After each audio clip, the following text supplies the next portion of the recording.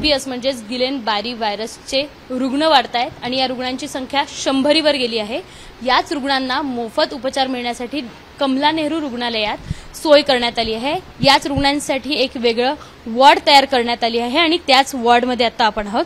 15 महिला, 15 पुरुष आणि 15 ICU असे सगळे बेड्स तैनात करण्यात आले आहे। महत्त्वाचं म्हणजे या सगळ्या रुग्णांना श्वसनाचा त्रास होत असल्याचं समोर आलं आणि त्यामुळे इथे ऑक्सिजनची देखील व्यवस्था करण्यात आली आहे। एवढंच नाही तर या सगळ्या रुग्णांना मागील काही दिवसात 10-10, 15-15 लाखांचं बिल येत होतं आणि त्यामुळे सगळ्या रुग्णांवर आर्थिक ताण येत होता आणि हेच सगळं बघून सगळ्या गावकऱ्यांनी, नांदेड, धायरी या सगळ्या गावकऱ्यांनी मागणी केली होती की या रुग्णांची सगळा जो खर्च आहे तो महापालिकेने उचलावा आणि त्यानंतर अजित पवारांनी आदेश दिले, आयुक्तांशी चर्चा केली आणि कालपासून कमला नेहरू रुग्णालयात या सगळ्या रुग्णांवर मोफत उपचार करण्यात येणार आहे।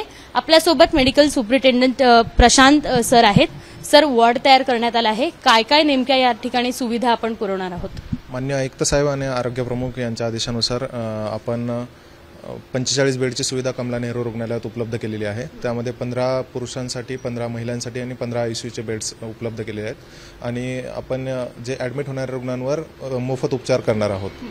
तर यामध्ये GBS सिंड्रोममध्ये महत्त्वाचे म्हणजे ऑटोइम्युनो डिसीज आहे आणि त्यामध्ये पेरिफेरल नर्वस सिस्टीमवर अटॅक होतो, ज्यामुळे हातापायातील वीकनेस जाणवतो।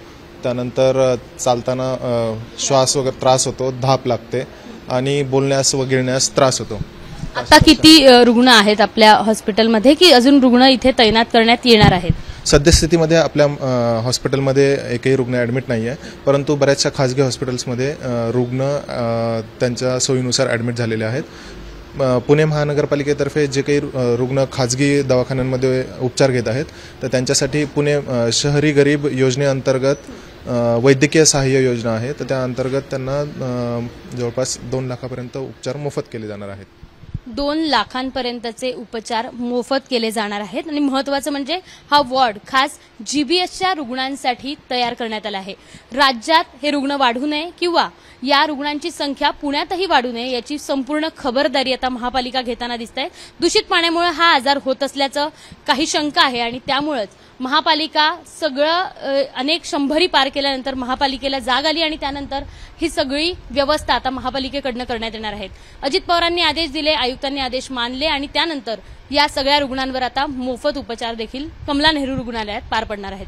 कॅमेरामॅन राजेश बिडकर सह शिवानी पांढरे, ABP माझा, पुणे। ABP माझा, उघडा डोळे बघा नीट।